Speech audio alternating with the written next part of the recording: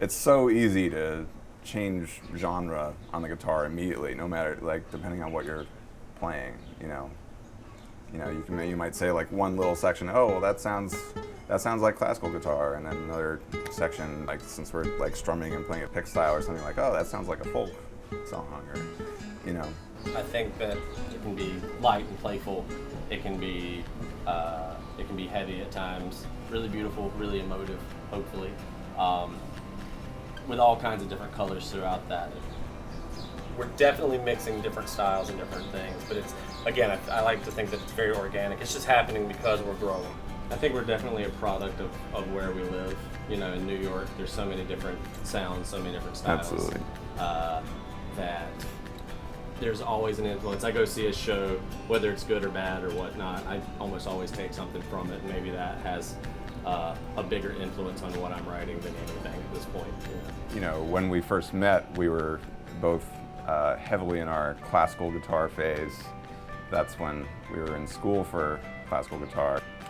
But after we graduated, we started really getting into writing our own stuff, and I think that's when we started to embrace our roots a little bit more.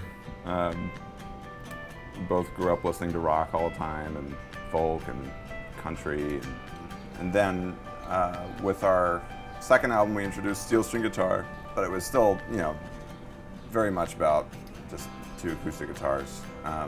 Then the real change with this latest record is the expansiveness of it, just instrumentally. We play a lot of electric guitar on it. We're totally nerding out on effects pedals lately. So, lots of really interesting colors and sounds that can come out of that. And we asked a whole bunch of really amazing different instrumentalists to join us on the record.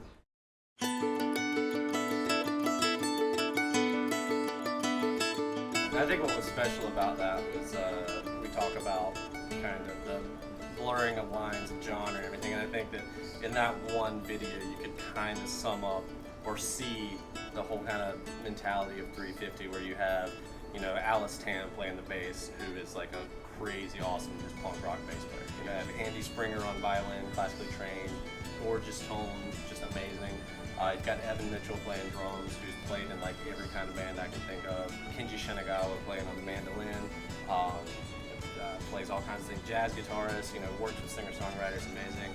Dave Parnell, who's my brother, playing the telly, who's like a country songwriter. So it really showed just kind of like the influences. Those are all musicians I really respect, and I definitely take some influence from. So I think that's where you can kind of see that we're not trying to be any one thing, but it just so happens that we have all these influences around us. I think it's kind of shading the music. 29 is a piece that I often describe it as being like Steve Reich suddenly being interested in writing Celtic music. So it kind of has like this jig-like rhythm to it, but then it has a real minimalist kind of texture to it. It's pretty repetitive. I like that tune, especially because I feel like each of the parts develops and goes somewhere that I wouldn't have necessarily guessed, but once it gets there, I'm really happy it's there. So it's really organic in the way it moves, but surprising at the same time.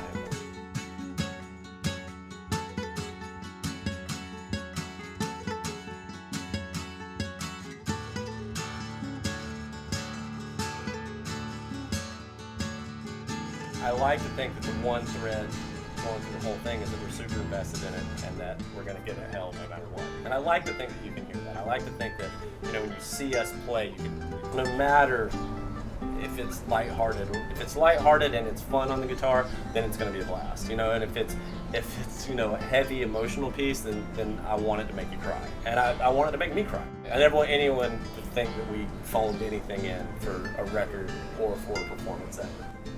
You can't please everybody. Ultimately, you have to write what's inside you. But I hope that if you dig deeply enough, that it could be something that really the world could appreciate. I love intricate music a lot of the time, and I think that certainly comes across in our writing. But I always wanted to have this really accessible, emotional quality to it, because I think that's at the root of all good music, really.